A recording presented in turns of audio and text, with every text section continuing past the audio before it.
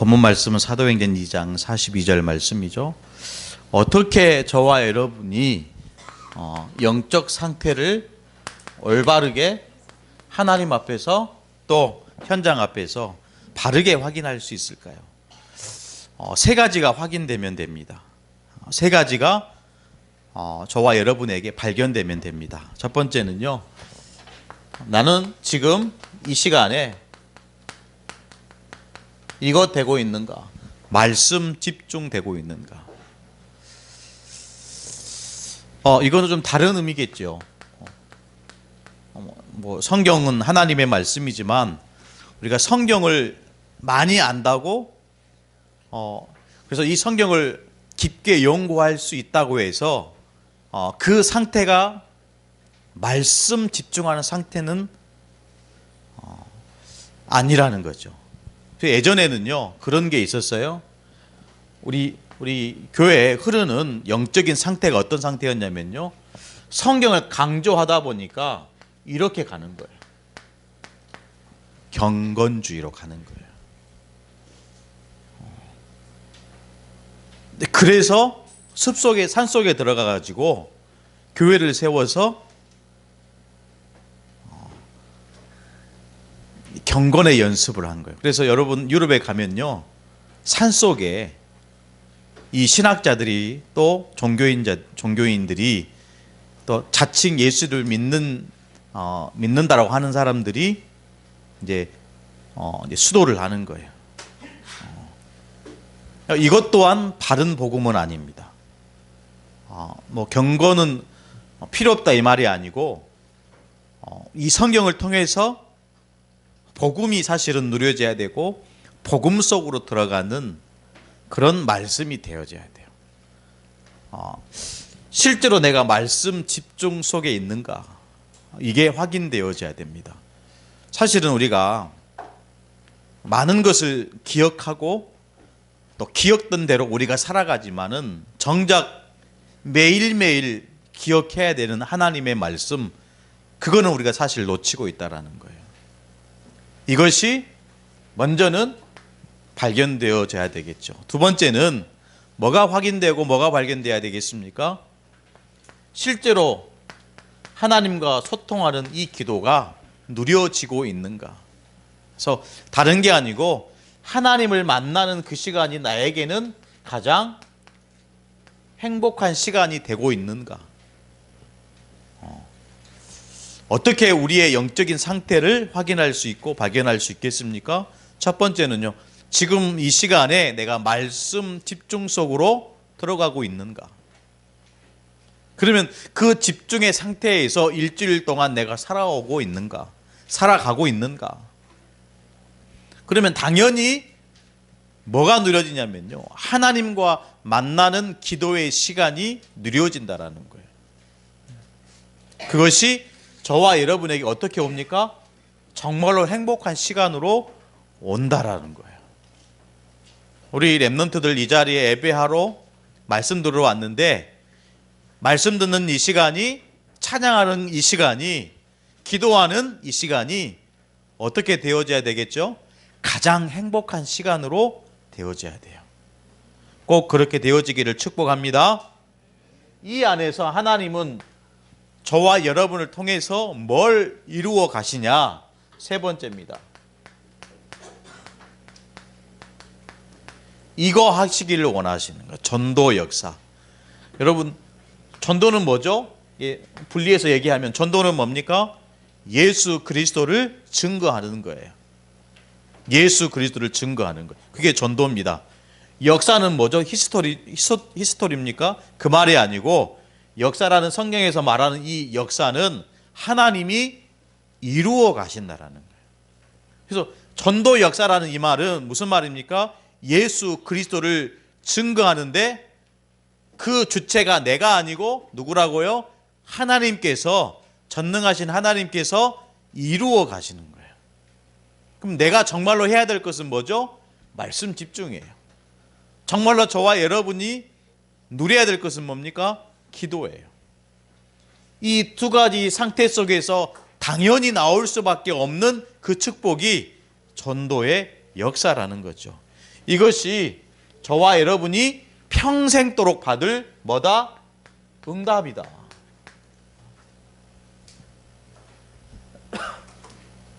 오늘 이 세 가지를 확인하는 시간이 되기를 간절히 축복합니다. 자, 첫 번째입니다. 오늘 여러분 학원보고만 나와 있는 말씀처럼 성경의 렘넌트 7명을 보며 영적 상태를 점검하자 그랬어요.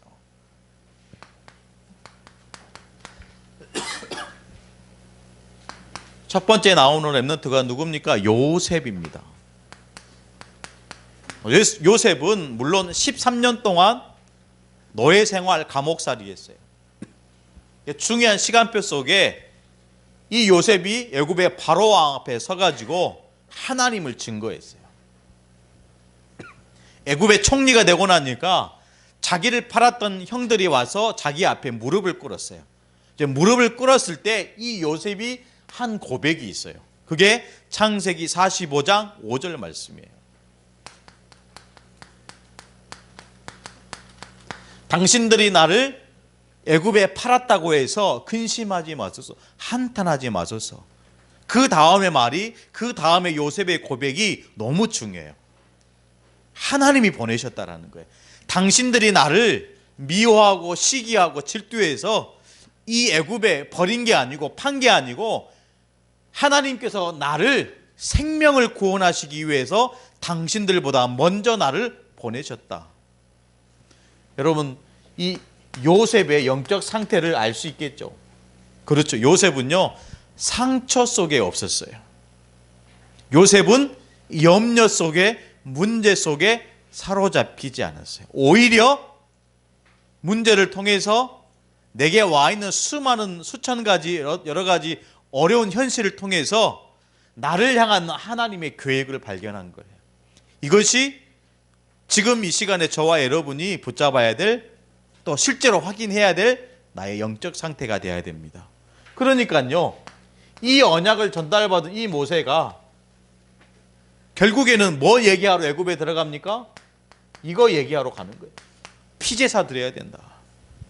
결국에는 전 이스라엘 백성, 노예된 이스라엘 백성들이 어린 양의 그 피를 문설주에 바르게 됩니다. 이게 언약이 전달되는 거예요. 요셉이나 모세를 보십시오. 굉장히 언약 중심으로 자기의 인생을 살았다는 거예요. 이 자리에 앉아있는 우리 랩런트들도 가장 큰 문제는 학업이잖아요. 그 학업을 할 때 어떤 중심으로 해야 되겠습니까? 언약 중심으로 하라는 거예요. 그러니까요, 이 언약을 전달받은 사무엘이 어린데, 그렇죠, 어렸단 말이에요. 랩런트 때에 목사님이 하지 못하는, 이스라엘의 종교 지도자가 누리지 못하는 뭘 들었습니까? 하나님의 음성을 들었다니까요. 이렇게 되어져야 됩니다. 오늘 이 자리에 앉아있는 저와 여러분이 하나님의 음성을 매일매일 듣고 자라야 돼요. 하나님의 음성은 어떻게 듣습니까? 말씀 집중 속에서 듣는 거예요. 아멘. 하나님의 음성을 어떻게 들어요? 말씀이 내 가슴 속에 꽂히는 것입니다. 믿으시기를 축복합니다. 그러니까요, 보십시오. 다윗을 보십시오. 시편 78편 70절로 72절. 그러니까 이 언약 안에서 다윗은 철저하게 믿음과 실력을 준비한 거예요. 여러분, 이 실력은요, 우리가 뭐 공부하고 연구하고 생겨지는 게 아니고, 실력은 믿음 안에서 자연스럽게 나오는 하나님이 내게 주시는 달란트입니다. 기능입니다. 아멘. 나와 하나님과의 믿음과 관계가 깊어지면 깊어질수록 뭐가 드러나요? 내게 주신 달란트가 확연하게 드러나게 되는 거예요. 뭘 해야 되겠다? 이게 아니고 보여진다니까요. 보여지면 붙잡을 수 있는 거예요. 꼭 그렇게 되어지기를 간절히 소원합니다. 그러니까 이것을 이루는 엘리사를 보십시오. 엘리사는 다른 기도 제목이 없어요. 엘리사의 오직의 기도 제목은 뭐죠? 성령 충만입니다. 갑절의 영감을 내게 주옵소서. 이게 엘리사의 언약 속에 있는 엘리사의 기도 제목이었다니까요. 편안한 삶도, 다른 사람들이 원하는 깨끗하고 뭔가 이렇게 부러워할 만한 그런 자리가 아니고 오직 엘리사는 시대를 살리기 위해서 우상으로 뒤덮여 있는 그 현장을 살리기 위해서 이 엘리사의 오직의 기도 제목은 성령 충만이었다니까요. 보십시오. 이들의 영적 상태를 보십시오. 보시면 육신적인 것이 있습니까? 세상적인 것이 있습니까? 여러분 우선순위를 바꿔야 돼요. 아멘. 우리 렘넌트들은 육신적인 것, 자기중심적인 것, 세상적인 것 바꿔야 돼요. 뭘로 바꿔야 됩니까? 언약적인 것으로, 영적인 것으로, 오직 믿음으로. 이것이 저와 여러분의 영적 상태를 올바르게 만들어가는 거예요. 꼭 그렇게 되어지기를 간절히 소원합니다. 그러니까 이 언약 안에서 누가 나옵니까? 이사야 보십시오. 이사야가 어떤 언약을 저와 여러분에게 전달해 주셨습니까? 이사야 6장 13절에 어떤 언약이요? 렘넌트 언약이요. 그루터기 언약이요. 다른 말로 하면 이 렘넌트를 통해서 하나님은 정확한 이 세계복음화의 축복을 주시기를 원하신다. 그런데 우리가 여전히 자기중심적, 나중심, 육신중심, 물질중심으로 선다면 이 언약은, 이 축복은 저와 여러분에게 아무런 상관이 없어요. 영적 상태가 전부입니다. 아멘. 우리 렘넌트의 영적 상태가 모든 것이에요. 바꾸시기를 간절히 축복합니다. 꼭 반드시 그렇게 되어야 돼요. 이 안에서 우리가 마지막에 누가 나옵니까? 바울입니다. 이 바울이 어떤 고백을 했습니까? 빌립보서 4장 13절에 굉장히 중요한 고백을 했어요. 빌립보서 4장 13절, 내게 능력 주시는 자 안에서 내가 모든 것을 할 수 있느니라. 누구 안에서요? 내게 능력 주시는 자 안에서. 저와 여러분에게 모든 응답과 모든 축복을 쏟아내시는 분이 누굽니까? 그리스도예요. 그리스도 안에 있는 나는 모든 것을 할 수 있다. 믿음으로 선포한 인물이 바울이었다라는 거예요. 저와 여러분이 그렇게 돼야 됩니다. 아멘. 여러분 답답할 때, 깝깝하고 어려울 때, 힘들고 뭔가 문제 생겼을 때 정말로 저와 여러분이 생명 걸고 붙잡아야 될 이름 그리스도. 바울의 고백이 저와 여러분의 고백이 되기를 간절히 축복합니다. 문제와도 상관이 없다니까. 두 번째 보니까 포로 시대의 렘넌트를 보며 영적 상태를 점검해야 한다는 거예요. 포로 시대의 렘넌트입니다.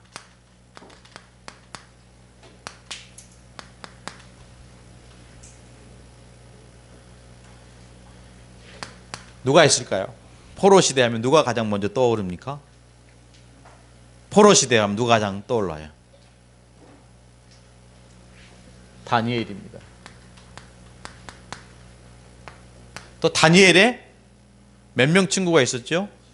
세 친구. 세 친구 이름 알아요? 세 친구 이름. 네? 한 사람, 한 사람씩. 사드락입니다. 사드락. 그 다음에요? 메삭. 또 누가 있죠? 한 사람? 아벳느고. 이 정도는 알고 있어야지. 그렇죠? 다니엘 1장 8절 9절 보면 다니엘이 어렸을 때 왕궁에서 이제는 왕을 섬기는 느부갓네살 왕을 섬기기 위해서 준비하는 과정이 나와 있는데 이 어린 다니엘이 사실은 왕을 이제 모셔야 되잖아요.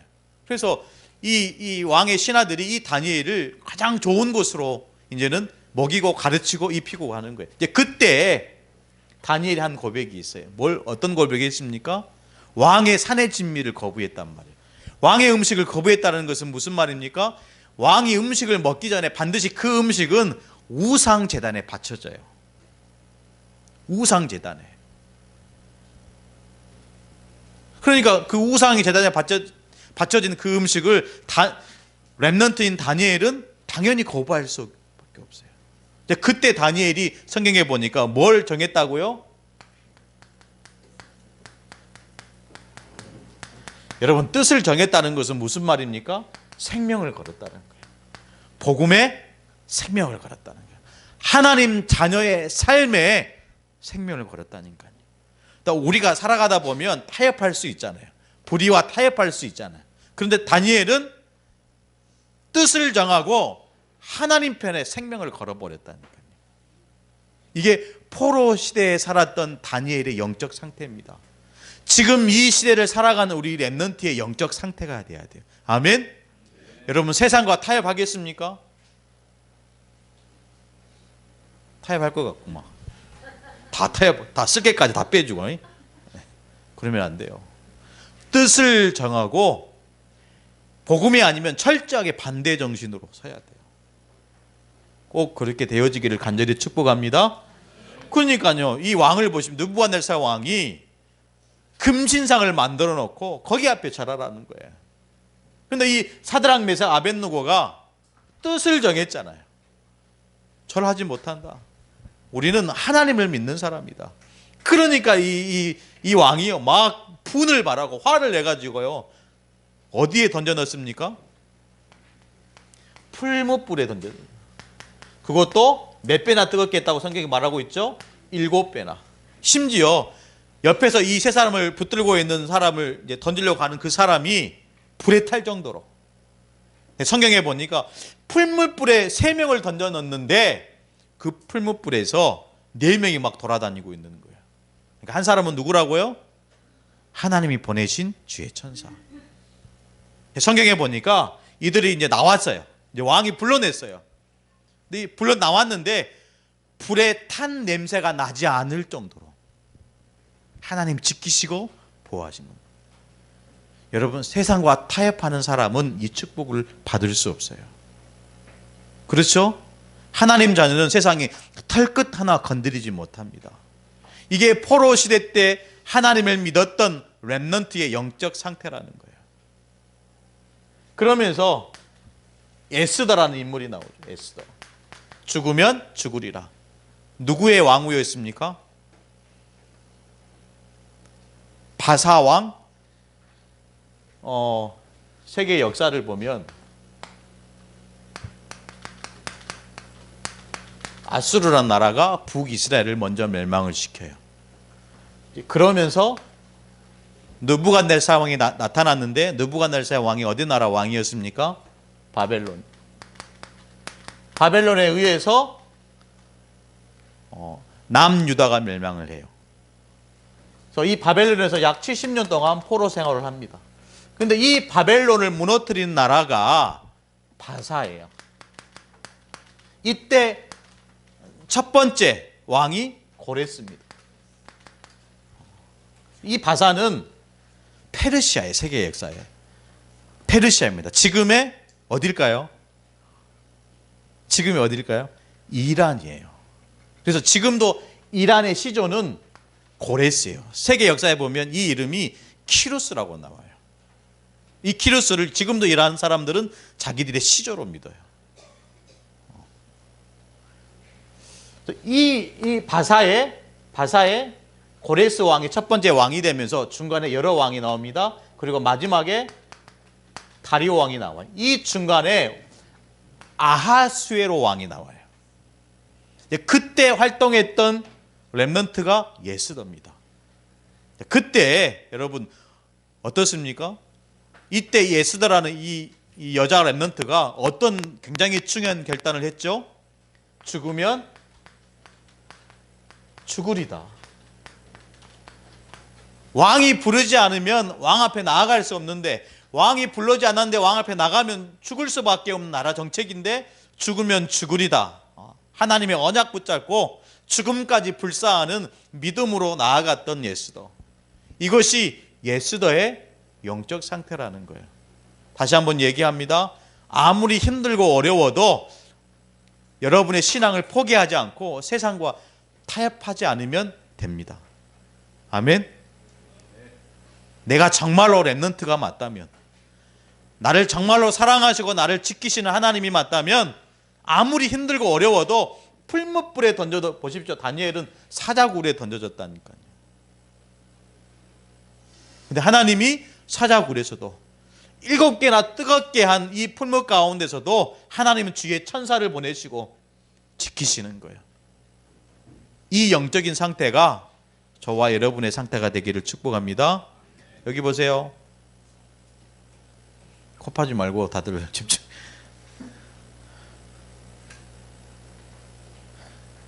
렘넌트의 삶을 보면서 정말로 지금 이 시간에 내 영적 상태가 어떻게 돼야 되냐. 서로 얘기했잖아요. 말씀 집중 속으로 들어가야 돼요. 아멘. 이들이 어떻게 이런 결단을 할 수 있겠습니까? 이들이 어떻게 생명을 아끼지 않고 하나님 이름 위에 자기 인생을, 자기 생명을 내던질 수 있었겠습니까? 이 축복입니다. 이 축복 속에 있었기 때문에 나올 수밖에 없는 영적 상태인 거예요.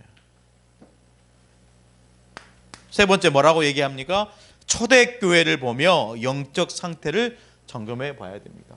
초대교회입니다.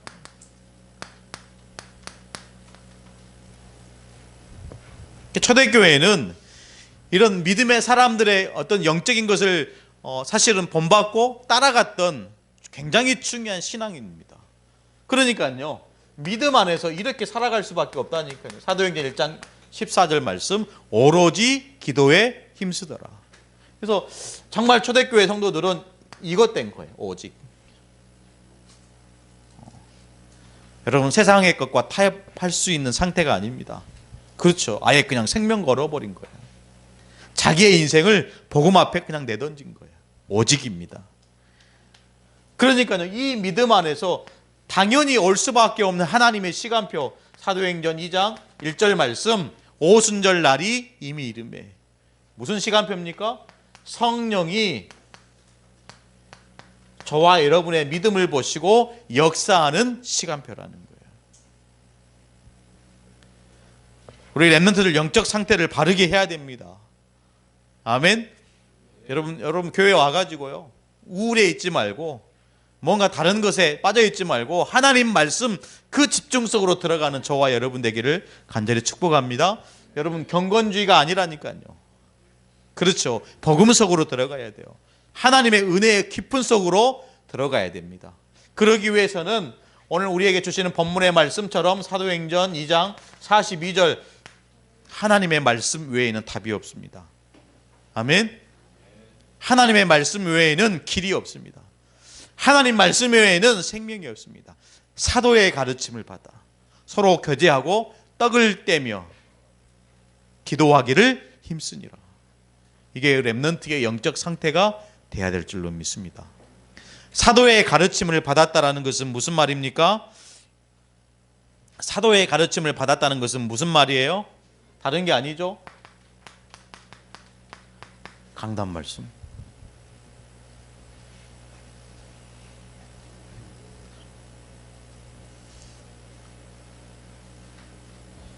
서로 교제하고 떡을 뗐다는 것은 무슨 말입니까? 내게 주신 은혜의 말씀을 가지고 뭐 했다고요? 포럼한 거예요. 여러분, 포럼할 때 또 다른 영적 상태가 세워진다니까요. 내가 확인할 수 없는 내 모습을 다른 사람들의 포럼을 통해서 내 생태가 확인되는 거예요. 그래서 하나님 주시는 말씀, 이것이 내게 적용이 되고 실제가 되면서 포럼을 통해서 증거로, 삶으로 사실은 드러나게 되는 거예요. 그러면서 우리가 한 번 더 집중해야 될 것은 뭐냐? 내게 붙잡아진 그 말씀을 가지고 오로지 기도에 힘쓰더라. 기도입니다. 어제 잠깐 말씀을 나눴는데 기도의 기도의 삶을 누리기 위해서는 세 가지가 돼야 됩니다. 첫 번째, 장소요. 장소가 돼야 돼요. 기도할 초소가 필요합니다. 두 번째는요, 기도할 시간. 그래서 어제 얘기했잖아요. 여러분, 하루에 1분이라도 시간을 넣고 기도하시기를 축복합니다. 이것이 쌓여간다니까요. 여러분, 영적인 것은 쌓여가요. 복음의 말씀을 1년 들었던 렘넌트와 10년 들었던 렘넌트는 영적 상태가 달라요. 영적인 축복이 다릅니다. 꼭 이렇게 실천하고 도전하는 렘넌트 되기를 간절히 소원합니다. 오늘은 어떤 주일입니까? 선교 주일이에요. 선교 주일입니다. 하나님께서 우리를 하나님 자녀로 부르신 이유는 다른 게 아니에요. 세계 복음화 때문에 만민에게 가고 모든 족속으로 제자 삼고 땅끝까지 증인되는 거. 그래서 마지막으로 결론으로 말씀드리고 싶은데요, 세 가지를 좀 말씀드리고 싶어요. 이건 기도 제목 삼아 여러분, 우리 렘넌트들이 붙잡으면 좋을 것 같습니다. 첫 번째인데요, 마태복음 28장 16절로 20절 말씀. 어떤 말씀입니까? 모든 족속을 제자로 삼아. 그러면서 어떤 말씀을 주셨죠? 어떤 말씀을 주셨어요? 내가 너희에게 분부한 모든 것을 가르쳐 지키게 하라. 모든 족속을 제자 삼는다는 것은 237입니다. 이게 딱 언약으로 붙잡아야 돼요. 237입니다. 그러면서 우리 지난주에 말씀 나눴죠. 마가복음 16장 15절로 20절 말씀. 믿는 자들에게 이런 표적이 따르리니, 어떤 표적이 따릅니까? 귀신을 내어쫓고 새 방언을 말하고 병든 자에게 손을 얻는 즉 나으리라. 무슨 말입니까? 치유입니다. 그러면서 세 번째, 사도행전 1장 8절 말씀에 땅끝까지 증인이 되리라. 저와 여러분을 서밋으로 세워가시겠다는 정확한 하나님의 말씀에 대한 방향입니다. 237 치유 서밋. 이거를 가지고 류 목사님이 다섯 가지 굉장히 중요한 어떤 제자의 모습을 주셨는데, 제가 5가지를 보니까 가장 중요한 게 이거 같아요. 24제자. 이렇게 가야 돼요. 제가 이렇게 결론적으로 드리는 말씀, 이거는 기도 제목 삼아 드리는 거예요. 여러분 기도할 때 말씀 9절 붙잡고 237, 말씀 9절 붙잡고 치유, 말씀 9절 붙잡고 서밋, 이거 3가지가 되어지는 그 제자를 24제자다. 그러면 당연히 이렇게 되어지면 하나님은 저와 여러분을 파송하시겠죠. 그래서 파송제자가 돼야 됩니다. 파송제자. 주일날 와서 24하고 주일 예배 끝나고 나서 이제는 현장으로 파송받는 제자가 돼야 돼요. 아멘. 저만 시끄럽게 떠든 것 같아요. 네. 이 말씀을 렘넌트들이 또 우리 모든 선생님들이 붙잡아야 되겠습니다. 237 치유 서밋, 이 3가지가 되어지는 24제자. 그러면 하나님 우리를 보내시는 거예요. 아직 준비가 안 되는데 하나님이 보내시겠어요? 아직 준비가 안 되는데 전도의 문을 여시겠어요? 아직 준비가 안 되는데 선교의 문을 여시겠습니까? 그렇지 않아요. 붙잡아야 됩니다. 아멘. 전도서 12장 11절에 보면 하나님의 말씀이 잘 박힌 목과 같이 박혀야 된다고 그랬어요. 여러분의 가슴에, 여러분의 영혼 속에 잘 박힌 목과 같이 붙잡아지는 귀한 말씀이 되기를 축복합니다. 기도하겠습니다. 하나님 감사합니다. 지금 이 시간 주의 성령으로 충만하게 역사하여 주옵소서. 우리에게 주시는 이 렘넌트의 영적 상태를 보면서 나를 점검하게 하시고 새롭게 영적 상태를 바르게 하는 그 축복 속으로 도전하는 저희들 되도록 은혜를 베풀어 주옵소서. 살아계신 예수님의 이름으로 간절히 기도드리옵나이다. 아멘.